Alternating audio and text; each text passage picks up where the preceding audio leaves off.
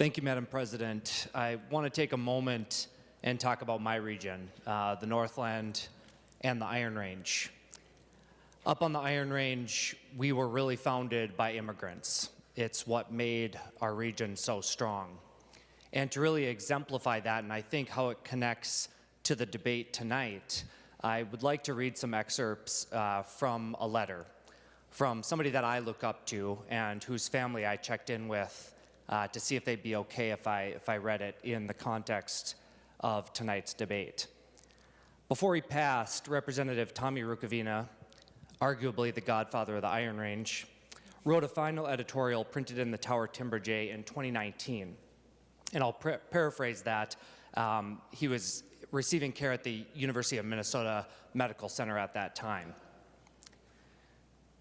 In that letter, he talks about the nurses that served him day in and day out in that hospital, whether they were Somali, Hmong, Japanese American, but all of them had a little bit of a different accent, much like to him the old Croats used to listen to on the north side of Virginia up on the Iron Range.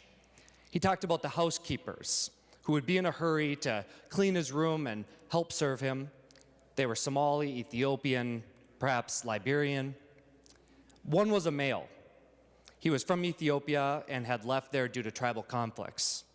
He had a master's degree, was going to school to become a pharmacist. He had 3 kids getting a college education. He told Tommy that his dream was that those kids would grow up and do something good for their country, that country being America. He talked about his transplant doctor who was from Brazil and his oncologist who was from India. So to him, it was puzzling that some of his friends and children on the Iron Range had forgotten that their children and grandchildren, that they were the children and grandchildren of immigrants themselves, and that they were treated just as badly as today's immigrants. He goes on to talk about a story of finding a burning cross up on the Iron Range that was in response to intimidations of Slovenians and Croatians because of them being Catholic, and the Finns who were considered radical at that time.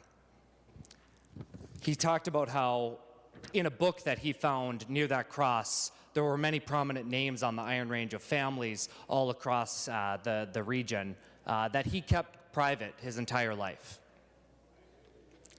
He said that he would hope someday the descendants of those people that were currently creating so much hardship for the new immigrants would learn that people are people no matter their color, religion, or country of origin, that they are good people coming to this land of the free for the same reason as their ancestors did.